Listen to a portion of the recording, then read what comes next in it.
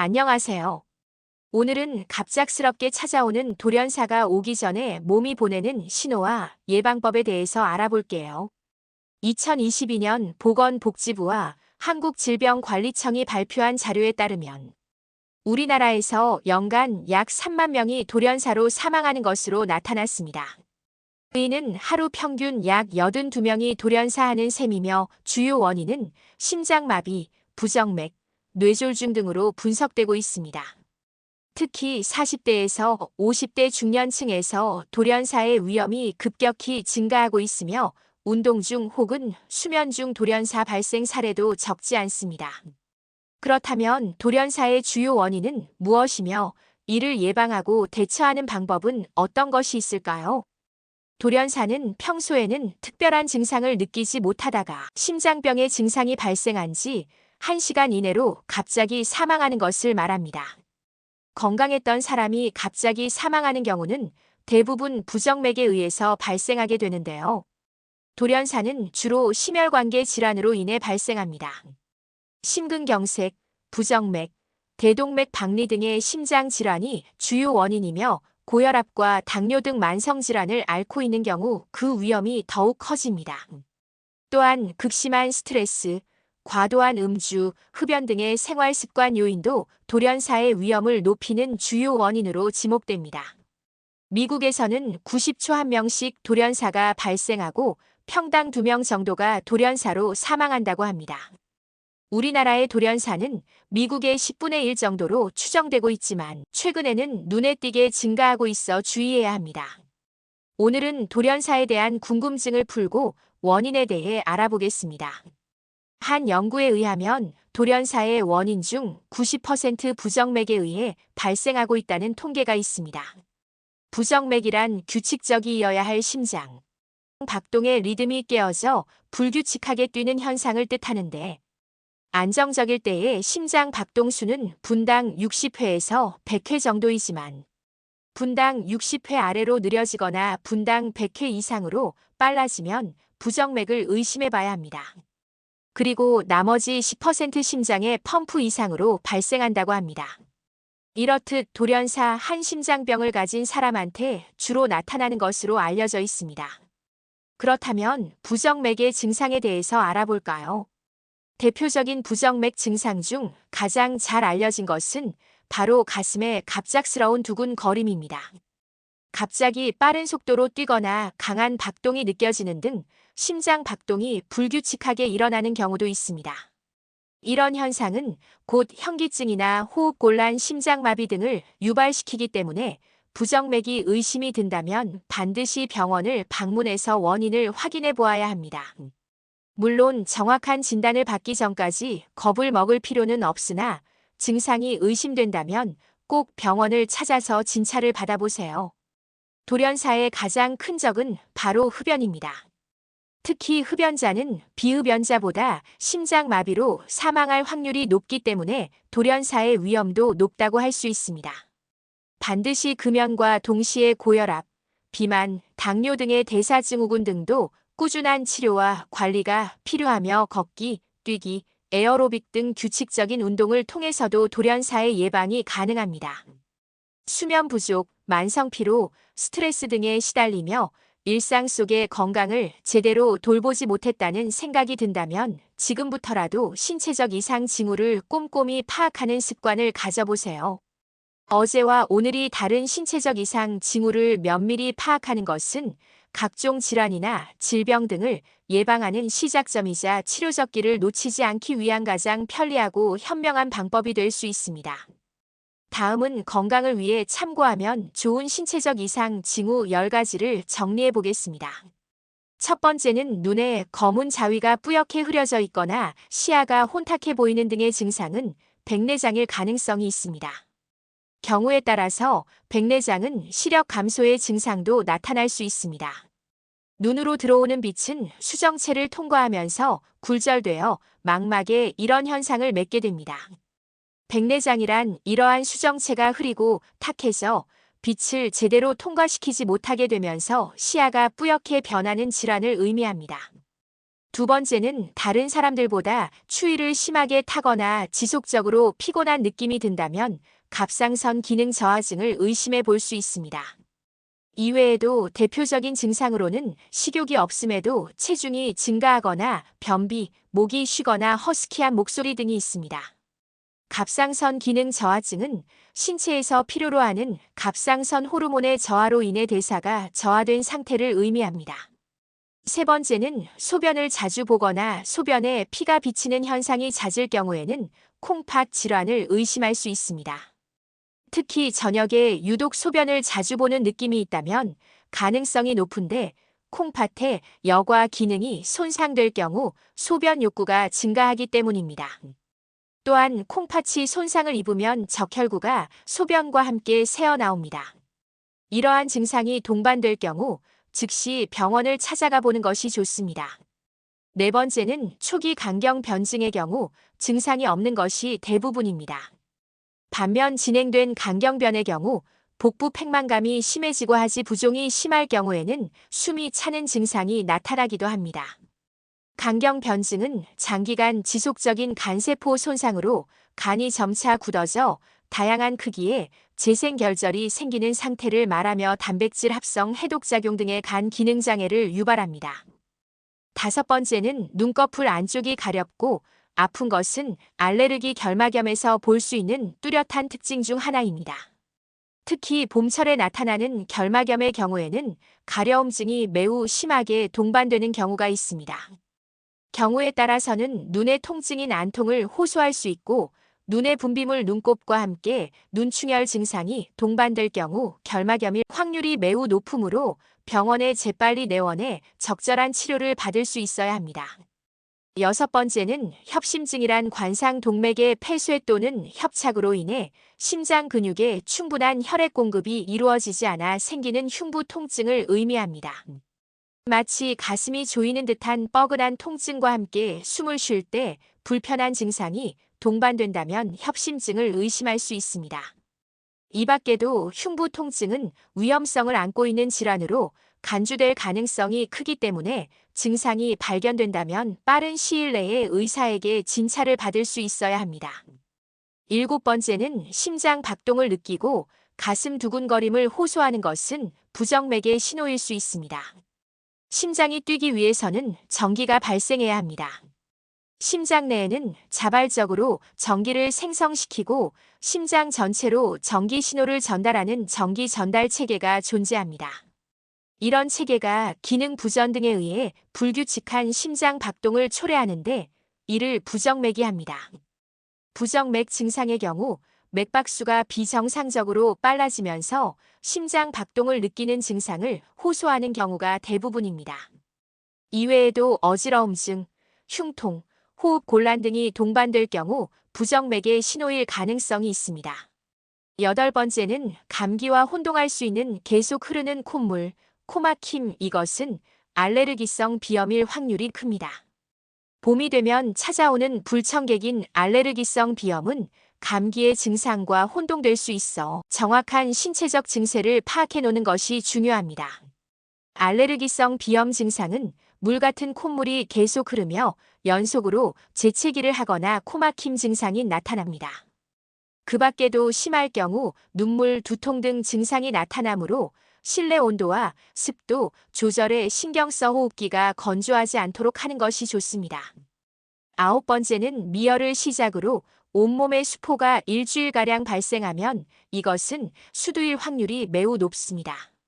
미열을 시직으로 가려움을 동반한 피부 발진과 수포가 단계적으로 발생한다면 수두의 확률이 매우 높습니다. 수두의 잠복 기간은 2주에서 3주로 감염 후 13일부터 17일 후에 증상이 나타나며 수두는 감염자의 타액이나 직접 접촉 또는 공기를 통해서도 전파될 수 있습니다. 영유아 수두의 경우 성인에 비해 위험한 편에 속하므로 자녀에게 수두 발병이 의심된다면 곧장 병원에 방문해 진료를 받아야 합니다. 열 번째는 목이 부으면서 온몸에서 열이 발생 편도 선염을 의심할 수 있습니다. 목이 붓고 아프면 보통 목감기에 걸린 것이라고 추측하는 사람들이 많습니다. 만약 목의 통증과 함께 온몸에서 열이 발생한다면 편도선염을 의심해 봐야 합니다. 편도선염이란 편도선에 생기는 염증을 말합니다. 주로 환절기나 과로나 감기 등으로 인해 몸의 저항력이 약해졌을 때 자주 나타나며 고열 관절통을 동반하는 경우도 있습니다.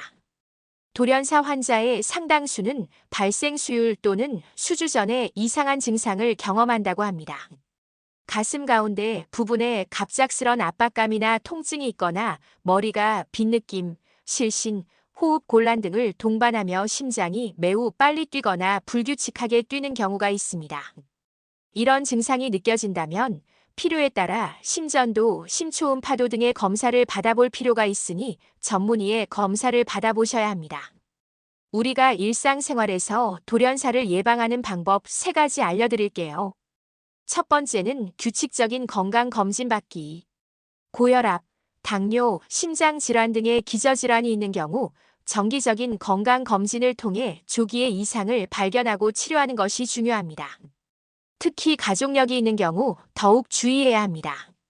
두 번째는 스트레스 관리 및 건강한 생활 습관 유지. 극심한 스트레스는 혈압을 급격히 상승시키고 심장에 부담을 줄 수 있습니다. 명상, 가벼운 산책 등으로 스트레스를 해소하고 금연과 절주를 실천하는 것이 돌연사 예방에 도움이 됩니다. 세 번째는 규칙적인 운동과 올바른 식습관 실천. 심장 건강을 유지하기 위해서는 주 3회에서 5회 30분 이상 유산소 운동을 하는 것이 권장됩니다. 또한 나트륨과 포화 지방이 많은 음식을 줄이고 신선한 채소와 과일을 충분히 섭취하는 것이 좋습니다. 돌연사는 누구에게나 발생할 수 있지만 미리 대비하고 생활 습관을 개선한다면 그 위험을 줄일 수 있습니다. 정기적인 건강 검진을 받고 심장 건강을 위한 생활 습관을 실천하는 것이 중요합니다. 건강한 생활 습관이야말로 최고의 보험입니다. 오늘부터라도 돌연사 예방을 위한 작은 실천을 시작해보는 것은 어떨까요? 중년 특히 50대 이후에 주의해야 할 건강 신호 5가지에 대해서 알아볼게요. 특히 50세를 전후해서 호르몬 변화가 크게 나타나고 각종 질병에 취약할 수가 있어요. 예전에는 대수롭지 않게 생각했던 증상들이 이 시기에는 내 몸에 이상을 알리는 경고 신호일 수가 있기 때문에 오늘은 중년 이후에 무심코 지나치면 안 되는 증상 5가지를 알려드릴게요. 각 신호가 신체에 미치는 영향과 주의할 점을 함께 살펴보겠습니다. 1. 다리 경련. 자다가 다리가 쥐나는 증상은 흔히 발생하는 일이지만 이 증상이 반복적으로 나타난다면 심각한 건강 문제의 신호일 수 있습니다. 다리의 근육이 경련을 일으키는 원인은 여러 가지가 있지만 과도한 운동이나 미네랄 부족, 특히 마그네슘 등이 일반적입니다. 그러나 이유 없이 경련이 잦아진다면 혈관에 문제가 있을 수 있습니다. 혈액이 다리에서 심장으로 원활하게 돌아오지 못하면 하지 정맥류가 진행되고 있을 가능성이 있습니다. 이 경우 다리가 붓거나 무겁게 느껴지는 증상도 동반될 수 있으므로 이러한 증상이 지속된다면 전문의와 상담하여 적절한 치료를 받는 것이 중요합니다. 일상생활에서 다리의 혈액순환을 돕기 위해 따뜻한 물에 족욕을 하거나 자는 동안 다리를 베개 위에 올려놓고 자는 것도 도움이 됩니다. 2. 피부 가려움증. 특별한 피부 질환이 없는 상태에서 지속적으로 피부가 가렵다면 이는 내부적인 건강 문제를 나타낼 수 있습니다. 특히 중년기에는 고혈압, 당뇨, 고지혈증 등의 질환이 나타나는 시기로 혈액 내 당 성분이 높아지면 염증 매개 물질인 히스타민이 자극받아 피부 가려움증이 발생할 수 있습니다. 이와 함께 갈증이 자주 느껴지거나 소변이 잦아지는 증상이 동반된다면 당뇨를 의심해 볼 필요가 있습니다. 또한 고지혈증은 간 기능과 밀접하게 연관되어 있어 간의 해독 작용이 떨어지면 가려움증이 나타날 수 있습니다. 이 경우 피부 연고를 바르는 것보다는 간 기능 검사와 고지혈증 검사를 통해 내부 건강을 점검하는 것이 중요합니다. 3. 어지럼증. 중년 이후에 찾아오는 어지럼증은 단순한 빈혈 때문이라고 생각할 수 있지만 귀나 뇌의 문제로 인해 발생할 수 있습니다. 특히 나이가 들면서 귀에 탄산 칼슘 이석이 떨어져 나오는 이석증이 흔하게 발생합니다. 이석증의 증상은 어지럼증이 느껴지며 고개를 돌리거나 누울 때 증상이 심해질 수 있습니다. 또한 갑자기 나타나는 어지럼증이 지속된다면 뇌졸중의 가능성을 고려해야 합니다. 이 경우에는 즉시 병원에 가서 진료를 받아야 하며 주변 사람에게도 어지럼증이 지속되는지 확인해 보도록 권장하는 것이 좋습니다. 4. 추위를 잘 느끼는 증상. 원래는 추위를 잘 타지 않았던 사람이 갑자기 더 추위를 느끼게 된다면 이는 갱년기 증상이나 갑상선 기능 저하와 관련이 있을 수 있습니다. 남성의 경우 갱년기가 진행되면서 근육량이 감소하고 이로 인해 체온 조절 능력이 떨어질 수 있습니다. 추위를 잘 느끼는 증상은 방치할 경우 관절 및 척추 디스크 질환, 당뇨 등의 위험을 증가시킬 수 있으므로 적절한 식습관과 규칙적인 운동으로 체중을 관리하는 것이 중요합니다. 5. 하품과 피로감. 하품이 잦고 항상 피곤한 느낌이 든다면 이는 수면 무호흡증의 가능성을 시사합니다. 수면 무호흡증은 잠자는 동안 호흡이 일시적으로 멈추는 상태로 이로 인해 뇌의 산소 공급이 줄어들어 피로감을 느끼게 됩니다. 이러한 증상은 시간이 지남에 따라 뇌의 노화를 가속화하고 다양한 합병증을 유발할 수 있습니다. 수면 무호흡증이 의심되는 경우 수면 중 호흡이 정지하는 횟수를 체크하고 일상생활에서 체중 조절 및 음주를 피하는 것이 중요합니다. 잘 때는 옆으로 누워 자는 것이 호흡을 원활하게 하는데 도움이 됩니다. 소개한 5가지 증상은 중년 이후의 건강 상태를 체크하는 중요한 신호입니다.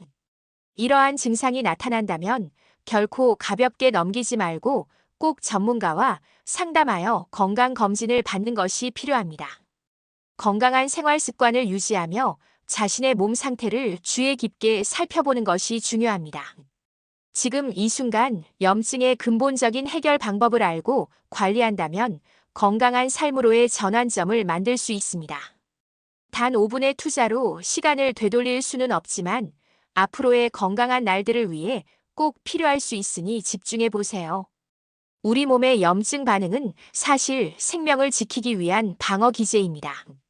세균, 바이러스 또는 외부의 유해 물질이 침투했을 때 염증은 이를 제거하고 치유 과정을 시작하도록 돕는 중요한 역할을 합니다. 하지만 이 반응이 단기간에 끝나지 않고 지속적으로 발생한다면 이야기는 달라집니다. 이때 발생하는 것이 바로 만성염증입니다. 만성염증은 급성염증과 달리 몸이 외부 자극을 받은 후에도 염증 반응이 멈추지 않고 장기화되는 상태를 말합니다. 급성염증이 피부 상처가 물거나 감기가 나으면서 끝나는 단기적 반응이라면 만성염증은 마치 꺼지지 않는 불씨처럼 몸속에서 은밀하게 지속됩니다.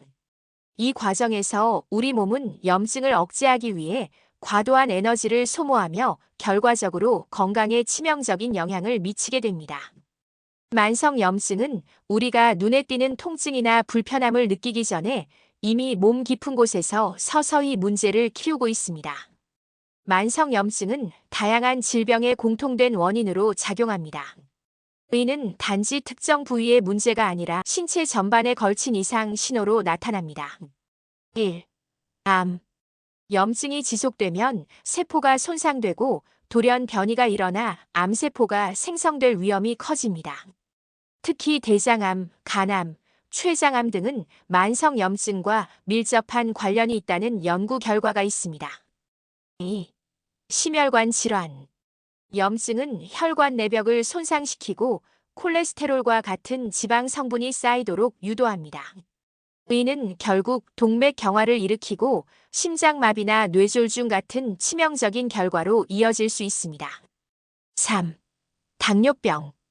염증은 인슐린 저항성을 증가시켜 혈당을 조절하기 어렵게 만듭니다. 이는 제2형 당뇨병의 발병 위험을 높이고 혈당 조절 실패로 인해 신장과 신경 손상 같은 합병증을 유발합니다. 4. 퇴행성 뇌질환. 염증이 뇌로 퍼지면 알츠하이머병이나 파킨슨병 같은 신경퇴행성 질환의 위험이 증가합니다. 염증은 뇌세포를 손상시키고 기억력 저하 및 인지 기능 저하를 가속화합니다. 현대 사회의 생활 방식이 만성 염증의 주요 원인으로 꼽힙니다. 첫째는 잘못된 식습관. 가공식품, 당분 과다 섭취, 트랜스 지방 등은 염증을 촉진합니다. 둘째는 스트레스와 수면 부족. 과도한 스트레스와 수면의 질 저하는 면역 체계를 약화시키고 염증을 악화시킵니다.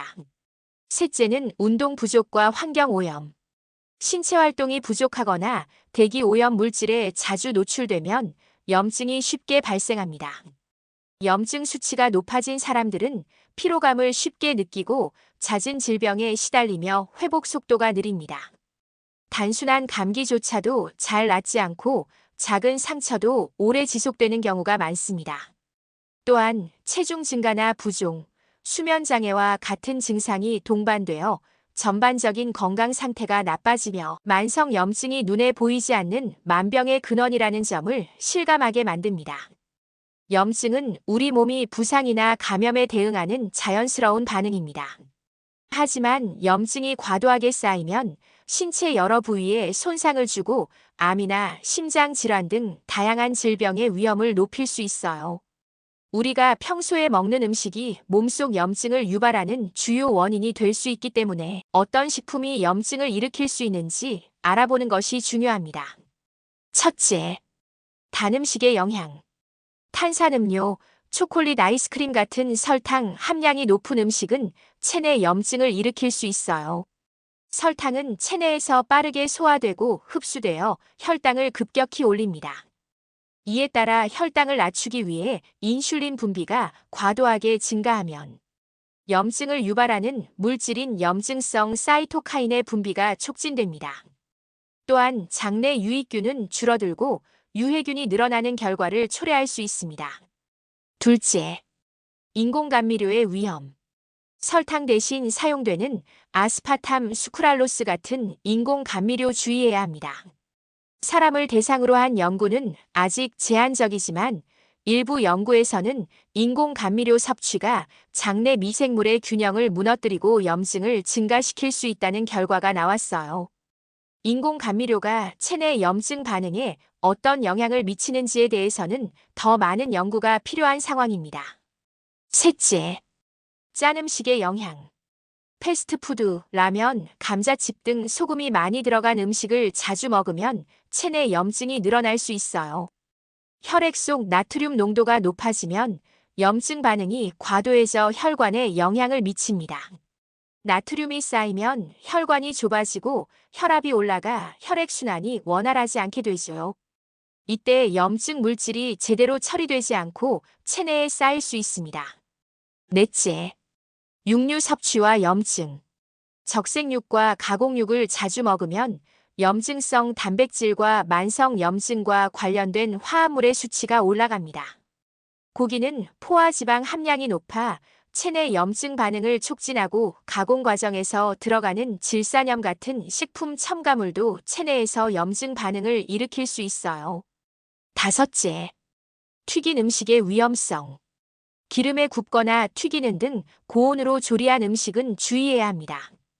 고온조리 과정에서 생기는 당 독소인 최종 당화산물이 혈관 벽, 췌장 등에 끈적하게 달라붙어 세포를 손상시키고 염증을 유발해요. 특히 고온에서 조리한 고지방, 고단백 식품의 최종 당화산물 함량이 높습니다. 여섯째, 정제 곡물의 영향. 흰쌀, 밀가루 같은 정제 과정을 거친 곡물은 염증 증가 위험을 높입니다. 정제 곡물은 덜 정제된 통곡물에 비해 섬유질, 미네랄 등 염증을 줄이는 영양소 함량이 적어요. 연구 결과에 따르면 정제 곡물 섭취량이 하루에 50지 늘어날 때마다 염증 수치를 나타내는 C반응성 단백질 CRP가 리터당 0.23mg이 더 높아진다고 합니다. 일곱째, 알코올과 염증. 알코올은 조직을 손상시키고 활성산소를 만들어 몸에 염증을 일으킵니다. 체내에서 대사되는 과정에서 염증성 사이토카인이 늘어나 간을 비롯한 장기가 손상될 수 있고 알코올성 간질환의 위험도 높아집니다. 요즘 한염증 식단의 중요성이 부각되고 있는 만큼 채소, 과일, 저지방 단백질, 견과류, 씨앗류 등으로 구성된 식단은 체내 염증을 줄여 여러 질환의 발병 위험을 낮추는 효과가 있습니다. 비타민C, 카로티노이드 같은 항산화 영양소가 활성산소 수치를 낮추거나 몸속 염증 유발 경로를 조절하는 등 항염증 효과를 보여줍니다. 이러한 식단으로 건강한 식습관을 유지하는 것이 중요합니다. 치매는 뇌의 건강이 나빠지면서 기억력과 인지 능력이 저하되는 질병입니다. 우리나라에서도 치매는 큰 사회적 문제로 자리 잡고 있으며 특히 노년층에서 흔히 발생하는 질환으로 알려져 있습니다. 그러나 치매는 단지 나이가 들어서만 생기는 질병이 아니며 우리가 평소에 어떤 음식을 먹느냐에 따라 치매의 발생 위험도 크게 달라질 수 있습니다. 건강한 식습관을 유지하는 것은 뇌 건강을 지키는데 매우 중요한 역할을 합니다. 치매를 예방하기 위한 다양한 방법 중에서 음식은 중요한 요소로 꼽힙니다. 일상에서 자주 섭취하는 음식들이 뇌 건강에 어떻게 영향을 미치는지에 대해 잘 이해하는 것이 중요합니다. 그런데 우리가 일반적으로 건강이 좋다고 알고 있는 음식들이 의외로 치매를 유발할 수 있다는 사실에 놀라실 수도 있을 것입니다. 특히 몇 가지 음식을 과도하게 섭취할 경우 뇌에 부정적인 영향을 미칠 수 있으며 이는 치매 발병의 위험을 초래할 수 있습니다. 오늘은 치매에 영향을 미치는 몇 가지 음식을 소개하고 그 이유와 함께 대체할 수 있는 건강한 선택을 알아보겠습니다. 1. 튀긴 생선.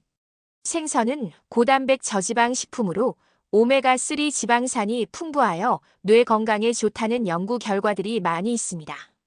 오메가3 지방산은 뇌세포의 구조와 기능에 중요한 역할을 하며 기억력 향상에 도움이 되는 것으로 알려져 있습니다.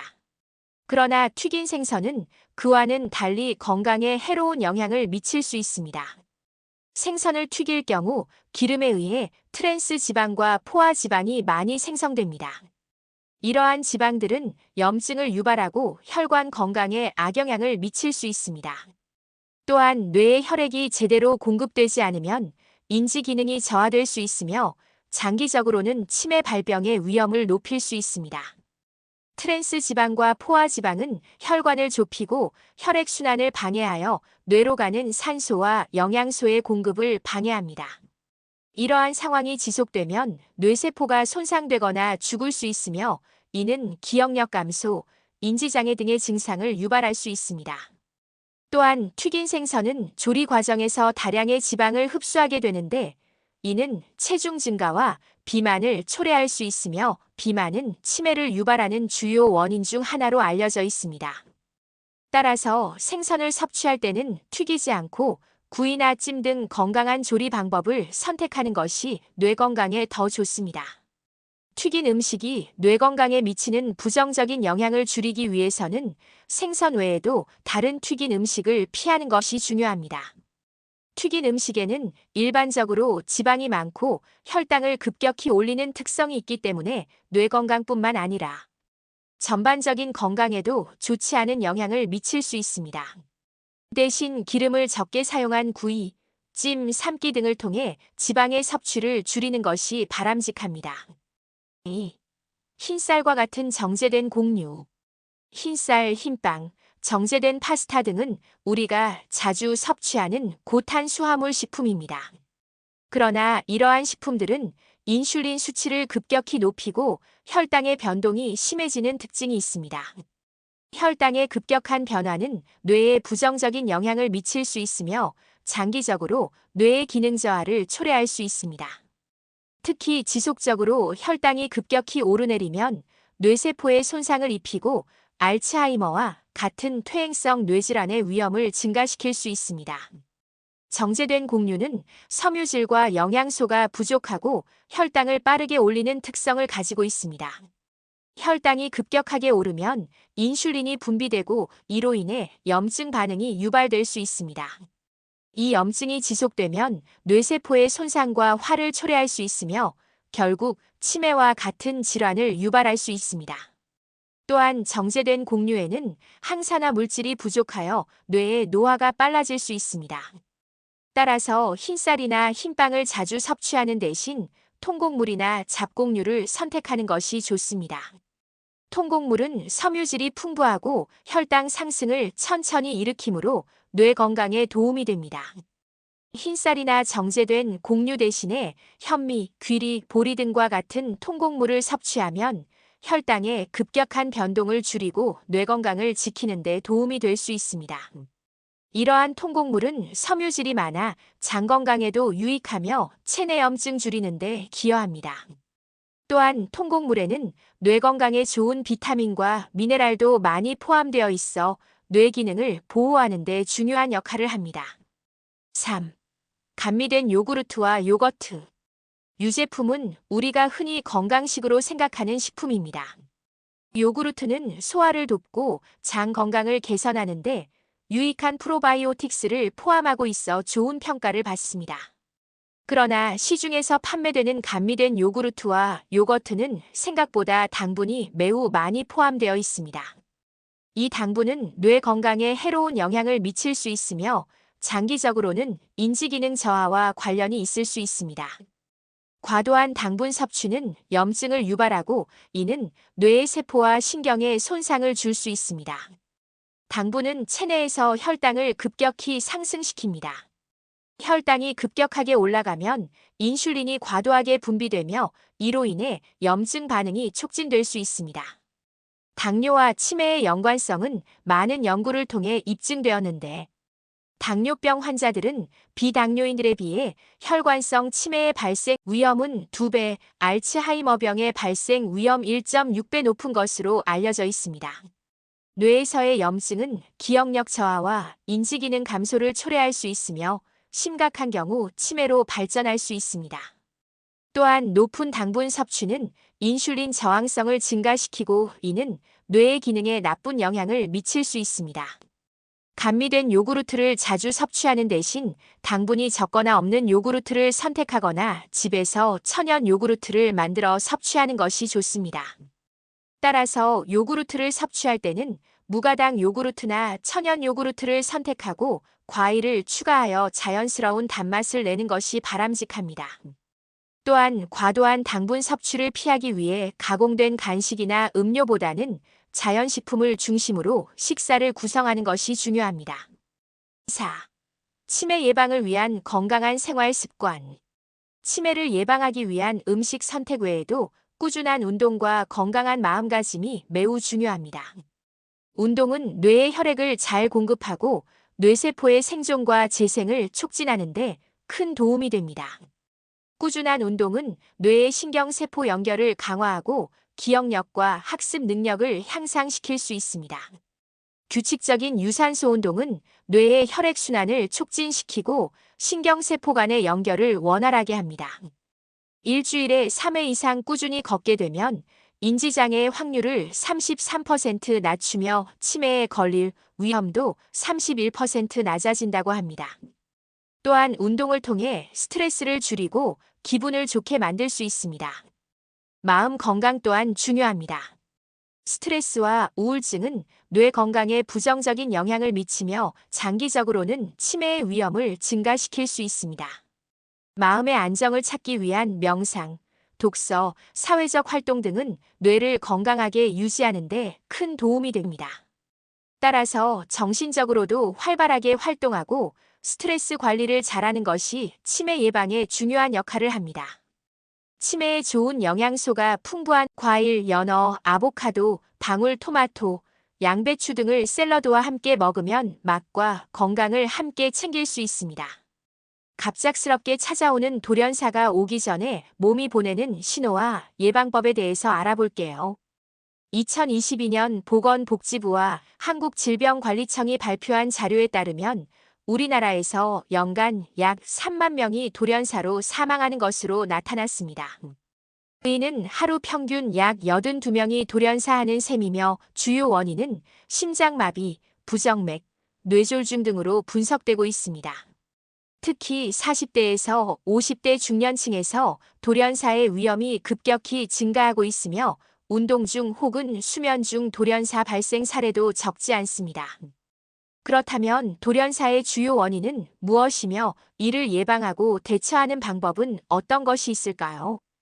돌연사란 평소에는 특별한 증상을 느끼지 못하다가 심장병의 증상이 발생한 지 1시간 이내로 갑자기 사망하는 것을 말합니다.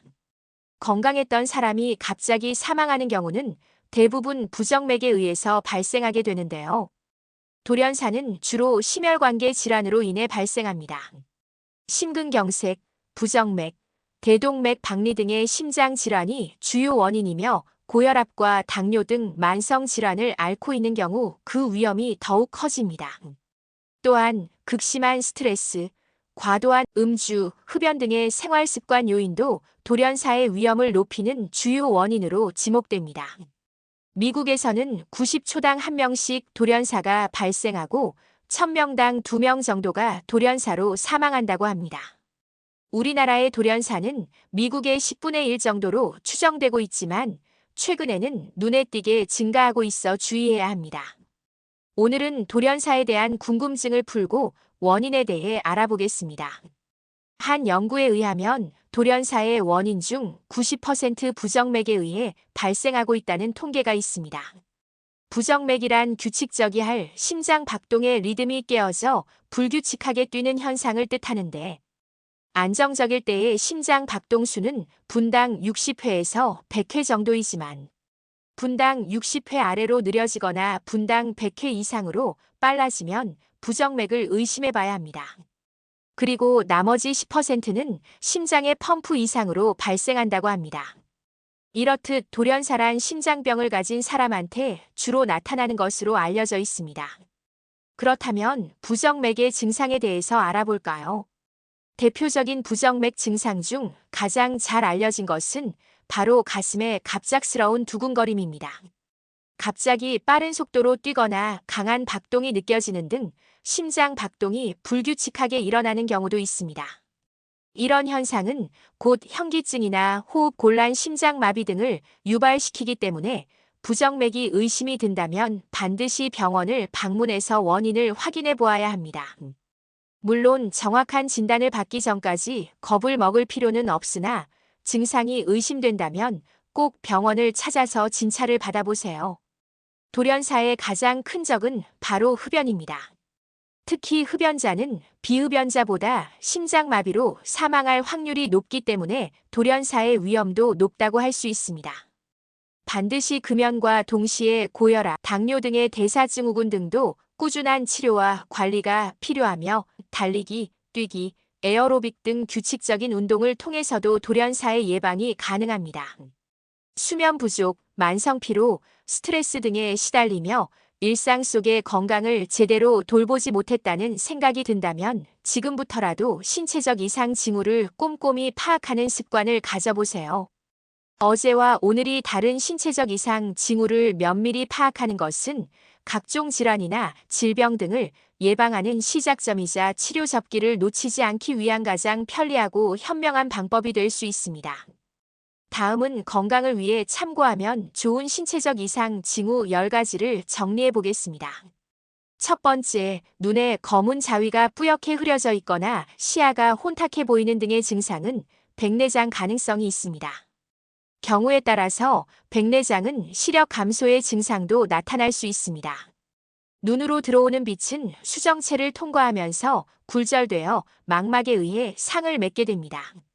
백내장이란 이러한 수정체가 흐리고 탁해져 빛을 제대로 통과시키지 못하게 되면서 시야가 뿌옇게 변하는 질환을 의미합니다.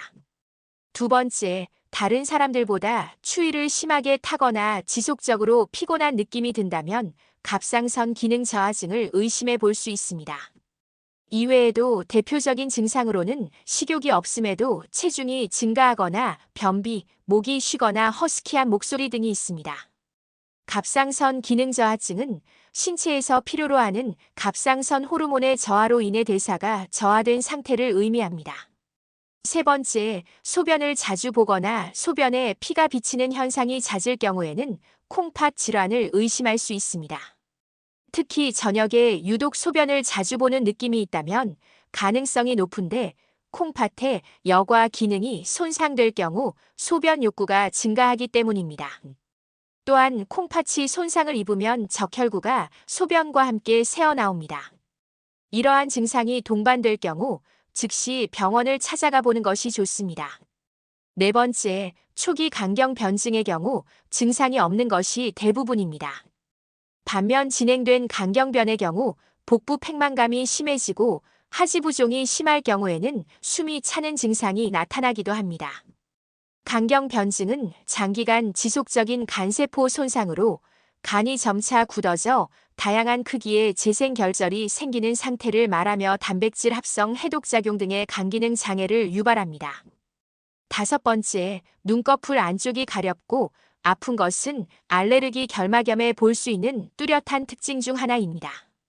특히 봄철에 나타나는 결막염의 경우에는 가려움증이 매우 심하게 동반되는 경우가 있습니다. 경우에 따라서는 눈의 통증인 안통을 호소할 수 있고 눈의 분비물 눈곱과 함께 눈충혈 증상이 동반될 경우 결막염일 확률이 매우 높으므로 병원에 재빨리 내원해 적절한 치료를 받을 수 있어야 합니다. 여섯 번째, 협심증이란 관상동맥의 폐쇄 또는 협착으로 인해 심장 근육에 충분한 혈액 공급이 이루어지지 않아 생기는 흉부 통증을 의미합니다. 마치 가슴이 조이는 듯한 뻐근한 통증과 함께 숨을 쉴 때 불편한 증상이 동반된다면 협심증을 의심할 수 있습니다. 이 밖에도 흉부 통증은 위험성을 안고 있는 질환으로 간주될 가능성이 크기 때문에 증상이 발견된다면 빠른 시일 내에 의사에게 진찰을 받을 수 있어야 합니다. 일곱 번째, 심장 박동을 느끼고 가슴 두근거림을 호소하는 것은 부정맥의 신호일 수 있습니다. 심장이 뛰기 위해서는 전기가 발생해야 합니다. 심장 내에는 자발적으로 전기를 생성시키고 심장 전체로 전기 신호를 전달하는 전기 전달 체계가 존재합니다. 이런 체계가 기능 부전 등에 의해 불규칙한 심장 박동을 초래하는데 이를 부정맥이라고 합니다. 부정맥 증상의 경우 맥박수가 비정상적으로 빨라지면서 심장 박동을 느끼는 증상을 호소하는 경우가 대부분입니다.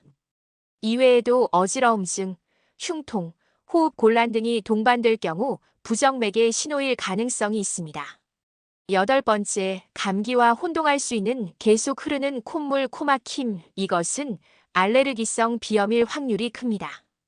봄이 되면 찾아오는 불청객인 알레르기성 비염은 감기의 증상과 혼동될 수 있어 정확한 신체적 증세를 파악해 놓는 것이 중요합니다. 알레르기성 비염 증상은 물 같은 콧물이 계속 흐르며 연속으로 재채기를 하거나 코막힘 증상이 나타납니다. 그 밖에도 심할 경우 눈물 두통 등 증상이 나타나므로 실내 온도와 습도 조절에 신경을 써서 호흡기가 건조하지 않도록 하는 것이 좋습니다. 아홉 번째, 미열을 시작으로 온몸에 수포가 일주일가량 발생하면 이것은 수두 확률이 매우 높습니다. 수두의 잠복 기간은 2주에서 3주로 감염 후 13일부터 17일 후에 증상이 나타나며 수두는 감염자의 타액이나 직접 접촉 또는 공기를 통해서도 전파될 수 있습니다. 영유아 수두의 경우 성인에 비해 위험한 편에 속하므로 자녀에게 수두 발병이 의심된다면 곧장 병원을 방문해서 진료를 받아야 합니다. 열 번째, 목이 부으면서 온몸에서 열이 발생하면 편도선염을 의심할 수 있습니다. 목이 붓고 아프면 보통 목감기에 걸린 것이라고 추측하는 사람들이 많습니다. 만약 목에 통증과 함께 온몸에서 열이 발생한다면 편도선염을 의심해 봐야 합니다. 편도선염이 편도선에 생기는 염증을 말합니다. 주로 환절기나 과로나 감기 등으로 인해 몸의 저항력이 약해졌을 때 자주 나타나며 고열, 관절통을 동반하는 경우도 있습니다. 돌연사 환자의 상당수는 발생 수율 또는 수주 전에 이상한 증상을 경험한다고 합니다. 가슴 가운데 부분에 갑작스런 압박감이나 통증이 있거나 머리가 빈 느낌, 실신, 호흡 곤란 등을 동반하며 심장이 매우 빨리 뛰거나 불규칙하게 뛰는 경우가 있습니다.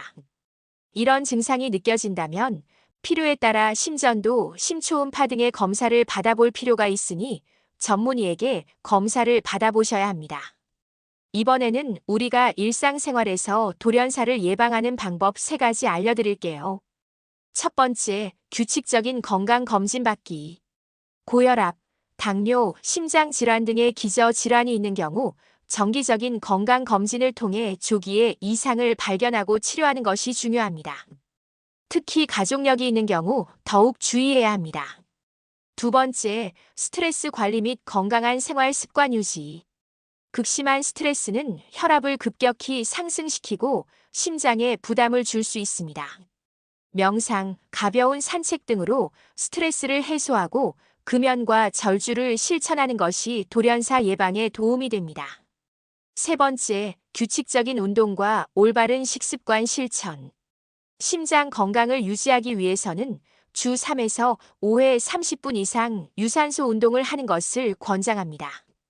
또한 나트륨과 포화 지방이 많은 음식을 줄이고 신선한 채소와 과일을 충분히 섭취하는 것이 좋습니다. 돌연사는 누구에게나 발생할 수 있지만 미리 대비하고 생활 습관을 개선한다면 그 위험을 줄일 수 있습니다. 정기적인 건강 검진을 받고 심장 건강을 위한 생활 습관이야말로 최고의 보험입니다. 오늘부터라도 돌연사 예방을 위한 작은 실천을 시작해보는 것은 어떨까요? 중년, 특히 50대 이후에 주의해야 할 건강신호 5가지에 대해서 알아볼게요. 특히 50세를 전후해서 호르몬 변화가 크게 나타나고 각종 질병에 취약할 수가 있어요. 예전에는 대수롭지 않게 생각했던 증상들이 이 시기에는 내 몸에 이상을 알리는 경고 신호일 수가 있기 때문에 오늘은 중년 이후에 무심코 지나치면 안 되는 증상 5가지를 알려드릴게요. 각 신호가 신체에 미치는 영향과 주의할 점을 함께 살펴보겠습니다. 첫 번째, 다리 경련. 자다가 다리가 쥐가 나는 증상은 흔히 발생하는 일이지만 이 증상이 반복적으로 나타난다면 심각한 건강 문제의 신호일 수 있습니다. 다리의 근육이 경련을 일으키는 원인은 여러 가지가 있지만 과도한 운동이나 미네랄 부족, 특히 마그네슘 등이 일반적입니다.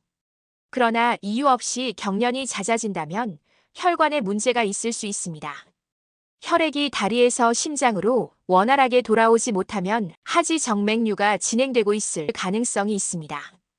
이 경우 다리가 붓거나 무겁게 느껴지는 증상도 동반될 수 있으므로 이러한 증상이 지속된다면 전문의와 상담하여 적절한 치료를 받는 것이 중요합니다. 일상생활에서 다리의 혈액순환을 돕기 위해 따뜻한 물에 조경을 하거나 자는 동안 다리를 베개 위에 올려놓고 자는 것도 도움이 됩니다. 두 번째, 피부 가려움증. 특별한 피부 질환이 없는 상태에서 지속적으로 피부가 가렵다면 이는 내부적인 건강 문제를 나타낼 수 있습니다. 특히 중년기에는 고혈압, 당뇨, 고지혈증 등의 질환이 나타나는 시기로 혈액 내 당 성분이 높아지면 염증 매개 물질인 히스타민이 자극받아 피부 가려움증이 발생할 수 있습니다. 이와 함께 갈증이 자주 느껴지거나 소변이 잦아지는 증상이 동반된다면 당뇨를 의심해 볼 필요가 있습니다. 또한 고지혈증은 간 기능과 밀접하게 연관되어 있어 간의 해독작용이 떨어지면 가려움증이 나타날 수 있습니다. 이 경우 피부 연고를 바르는 것보다는 간 기능 검사와 고지혈증 검사를 통해 내부 건강을 점검하는 것이 중요합니다. 세 번째, 어지럼증. 중년 이후에 찾아오는 어지럼증은 단순한 빈혈 때문이라고 생각할 수 있지만 귀나 뇌의 문제로 인해 발생할 수 있습니다. 특히 나이가 들면서 귀에 탄산 칼슘 이석이 떨어져 나오는 이석증이 흔하게 발생합니다. 이석증의 증상은 어지럼증이 느껴지며 고개를 돌리거나 누울 때 증상이 심해질 수 있습니다. 또한 갑자기 나타나는 어지럼증이 지속된다면 뇌졸중의 가능성을 고려해야 합니다. 이 경우에는 즉시 병원에 가서 진료를 받아야 하며 주변 사람에게도 어지럼증이 지속되는지 확인해 보도록 권장하는 것이 좋습니다. 네 번째, 추위를 잘 느끼는 증상. 원래는 추위를 잘 타지 않았던 사람이 갑자기 더 추위를 느끼게 된다면 이는 갱년기 증상이나 갑상선 기능 저하와 관련이 있을 수 있습니다. 남성의 경우 갱년기가 진행되면서 근육량이 감소하고 이로 인해 체온 조절 능력이 떨어질 수 있습니다.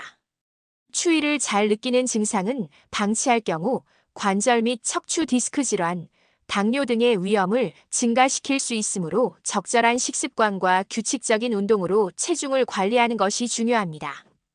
다섯 번째, 하품과 피로감. 하품이 잦고 항상 피곤한 느낌이 든다면 이는 수면 무호흡증의 가능성을 시사합니다. 수면 무호흡증은 잠자는 동안 호흡이 일시적으로 멈추는 상태로 이로 인해 뇌의 산소 공급이 줄어들어 피로감을 느끼게 됩니다. 이러한 증상은 시간이 지남에 따라 뇌의 노화를 가속화하고 다양한 합병증을 유발할 수 있습니다. 수면 무호흡증이 의심되는 경우 수면 중 호흡이 정지하는 횟수를 체크하고 일상생활에서 체중 조절 및 음주를 피하는 것이 중요합니다. 잘 때는 옆으로 누워 자는 것이 호흡을 원활하게 하는데 도움이 됩니다. 소개한 5가지 증상은 중년 이후의 건강 상태를 체크하는 중요한 신호입니다. 이러한 증상이 나타난다면 결코 가볍게 넘기지 말고 꼭 전문가와 상담하여 건강검진을 받는 것이 필요합니다.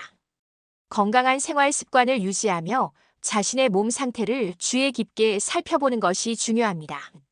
지금 이 순간 염증의 근본적인 해결 방법을 알고 관리한다면 건강한 삶으로의 전환점을 만들 수 있습니다. 단 5분의 투자로 시간을 되돌릴 수는 없지만 앞으로의 건강한 날들을 위해 꼭 필요할 수 있으니 집중해 보세요. 우리 몸의 염증 반응은 사실 생명을 지키기 위한 방어 기제입니다. 세균, 바이러스 또는 외부의 유해 물질이 침투했을 때 염증은 이를 제거하고 치유 과정을 시작하도록 돕는 중요한 역할을 합니다. 하지만 이 반응이 단기간에 끝나지 않고 지속적으로 발생한다면 이야기는 달라집니다. 이때 발생하는 것이 바로 만성염증입니다.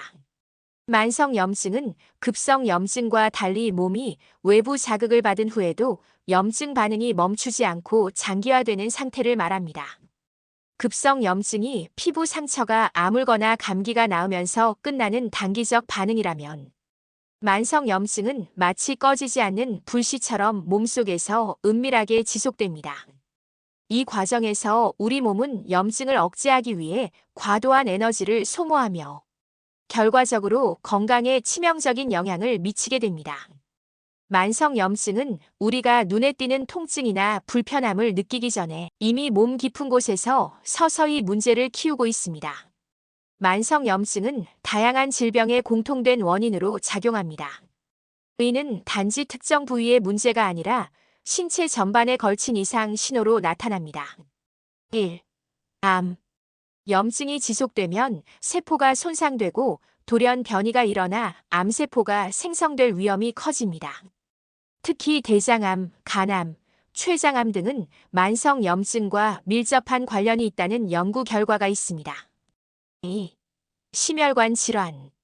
염증은 혈관 내벽을 손상시키고 콜레스테롤과 같은 지방 성분이 쌓이도록 유도합니다.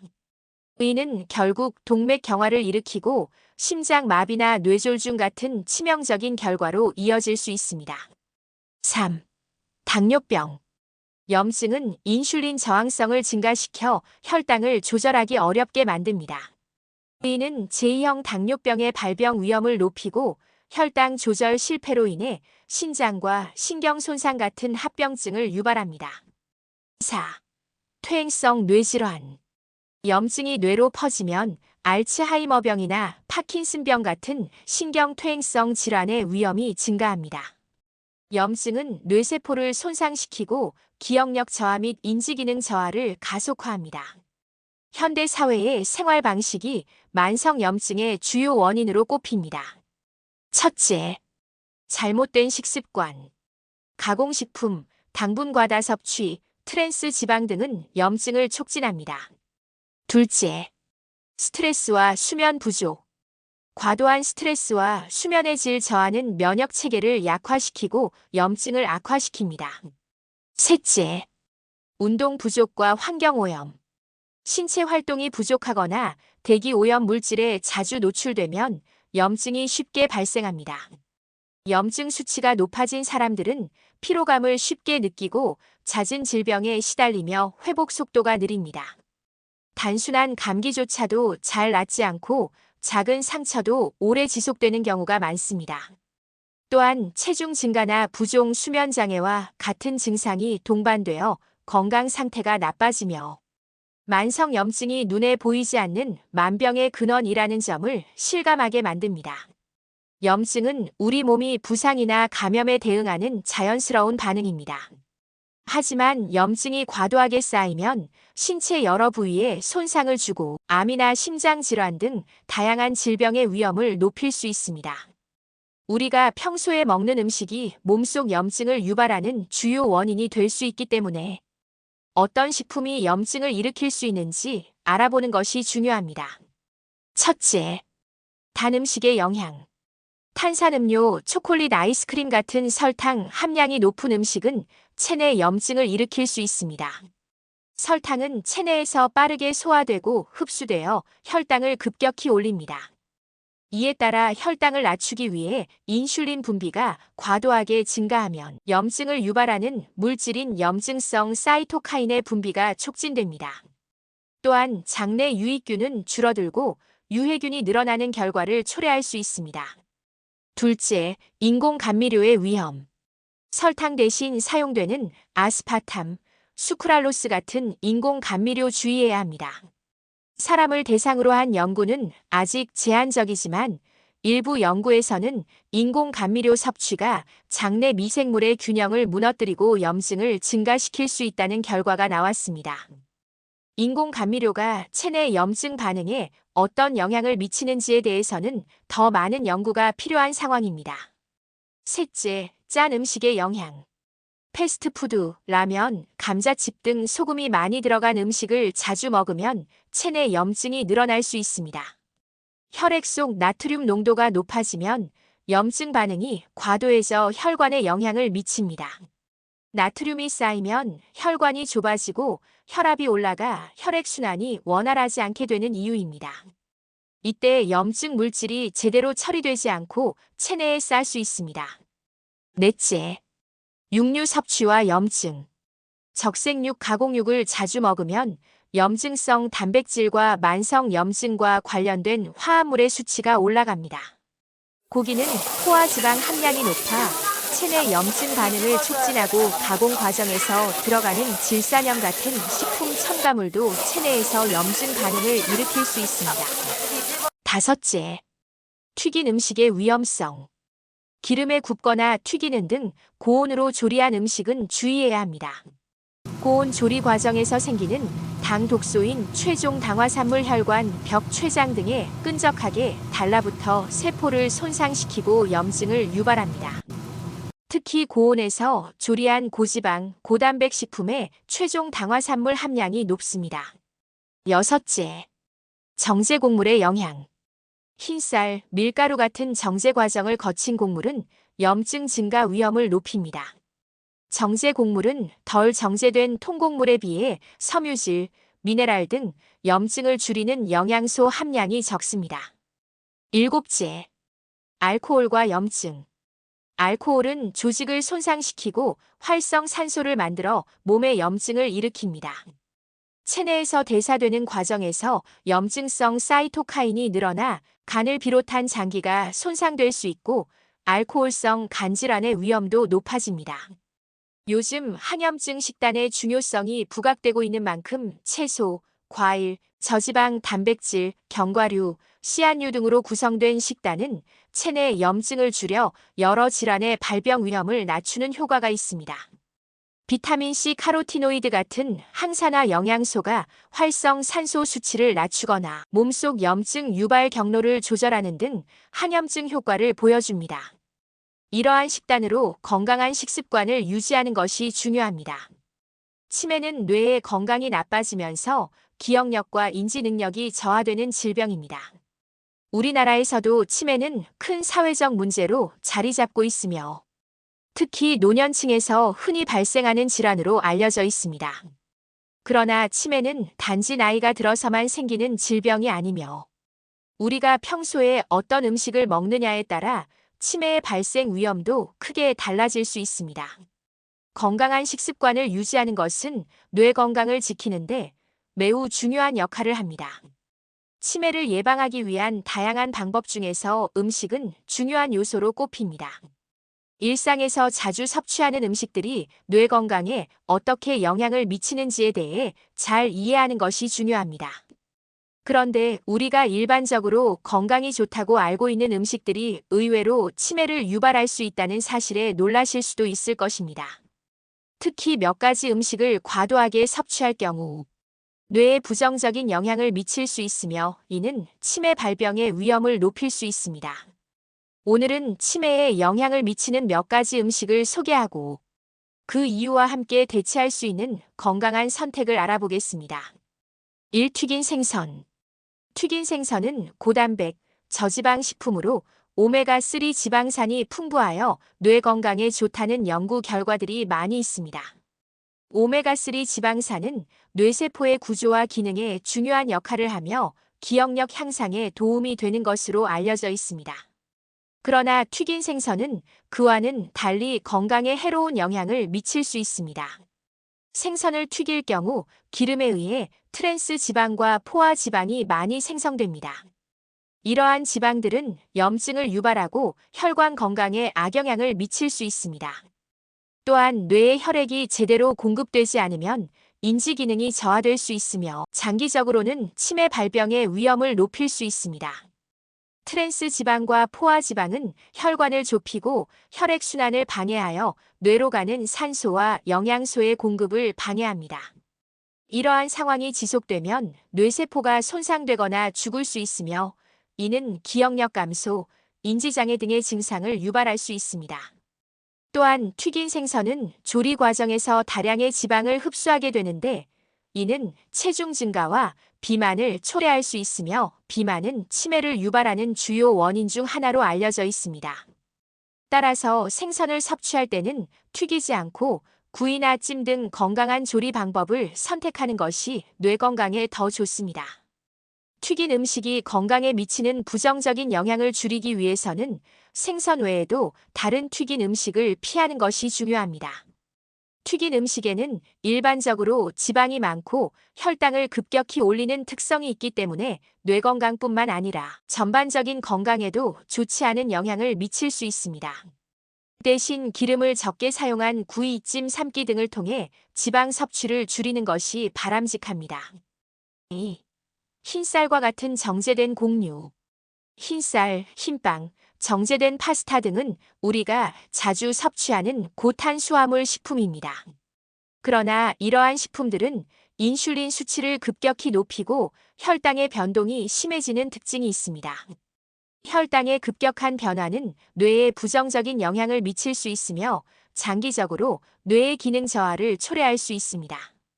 특히 지속적으로 혈당이 급격히 오르내리면 뇌세포에 손상을 입히고 알츠하이머와 같은 퇴행성 뇌질환의 위험을 증가시킬 수 있습니다. 지금까지 영상 시청해주셔서 감사합니다.